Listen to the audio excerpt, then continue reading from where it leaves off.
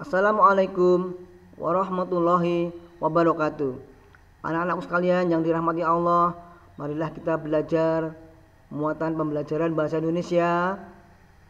Tema 7, subtema 1, arti kata sulit dan pokok pikiran pada teks non-fiksi. Apakah kalian masih ingat? Apakah teks non-fiksi itu? Teks non-fiksi merupakan teks yang dibuat berdasarkan realita, fakta, hal-hal yang benar-benar terjadi. Dalam teks non-fiksi, seringkali kita menemui kata sulit.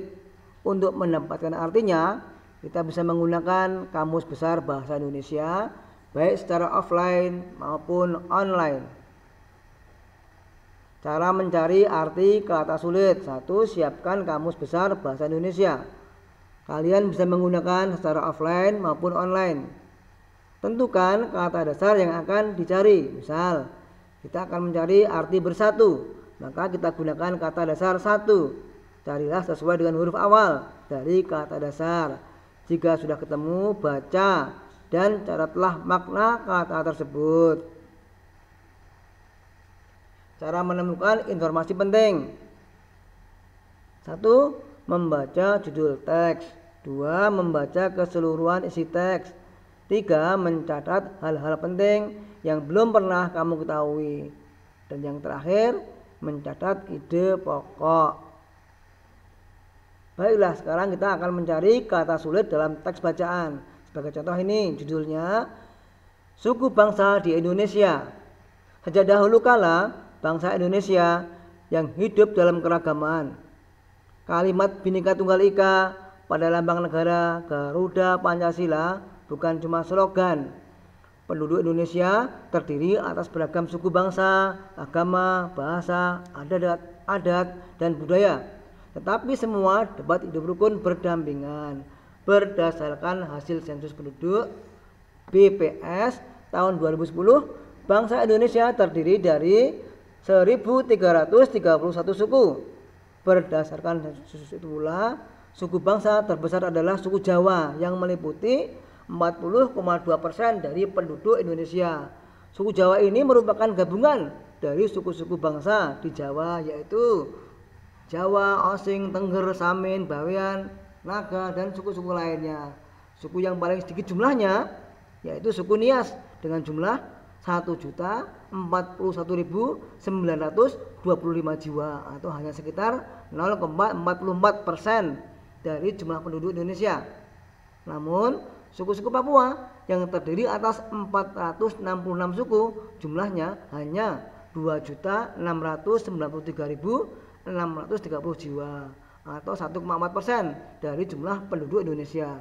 Sedangkan etnis atau suku Tionghoa jumlahnya 2.832.510 jiwa atau 1,2% dari penduduk Indonesia. Ini ada berapa paragraf? Iya, ada 2 paragraf. Marilah kita mencari pokok pikiran 2 paragraf ini. Coba kita ketahui ya.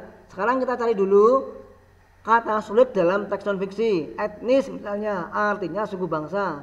Slogan artinya moto atau frase yang dipakai pada konteks politik, komersial, agama, dan lainnya.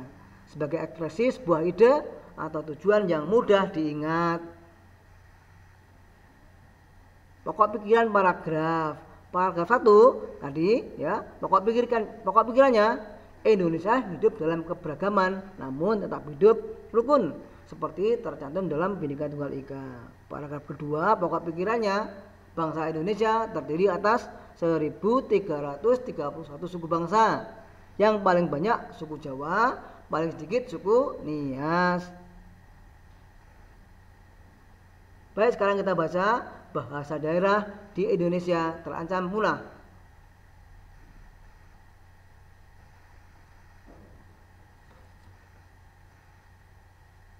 Coba ya, kita baca ya.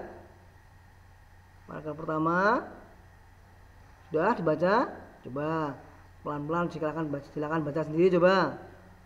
paragraf 2. Sekarang kita masuk ke paragraf 3 ya. Coba mulai paragraf 3. Kurangnya jumlah pengguna bahasa daerah akan berpengaruh pada kemungkinan kepunahan suatu atau beberapa bahasa daerah yang ada di Indonesia. Bahasa yang terancam punah adalah bahasa yang tidak memiliki generasi muda yang menggunakan bahasa ibu. Generasi dewasa adalah satu-satunya kelompok yang masih menjadi penutur fasih. Ya, kita harus mau ya belajar bahasa daerah, maka bahasa Jawa juga mau. Sekarang yang keempat, coba. Bahasa daerah berperan dalam menjaga budaya daerah.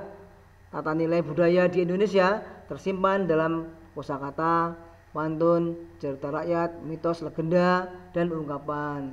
Oleh karena itu, bahasa-bahasa yang tergolong berpotensi terancam punah perlu memperoleh perhatian khusus. Kita perlu melestarikan bahasa daerah sebelum benar-benar menghilang dari kehidupan berbangsa kita. Anak-anak sekalian, kalian di rumah memakai bahasa apa? Kalau kalian dari suku Jawa, sudahkah kalian memakai bahasa Jawa? Ya, silakan ya dipergunakan bahasa Jawanya kalau kalian orang Jawa. Baik, sekarang kita ketahui ada 4 paragraf, kemudian beberapa, berarti juga 4 gagasan utama atau 4 pikiran utama. Paragraf 1, gagasan utamanya itu posisi negara dengan bahasa terbaik di dunia. Paragraf 2 itu dibaca sendiri ya, apa itu. Kemudian paragraf 3, kurangnya jumlah pengguna bahasa daerah akan berpengaruh pada kemungkinan kepunahan beberapa daerah yang ada di Indonesia. Kemudian gagasan utamanya atau pokok pikiran paragraf yang keempat, bahasa daerah berperan dalam menjaga budaya daerah. Nah, kalian bisa belajar mencari kata-kata sulit, tetapi tidak usah ditulis, tidak usah dijawab, hanya untuk latihan. Wassalamualaikum warahmatullahi wabarakatuh.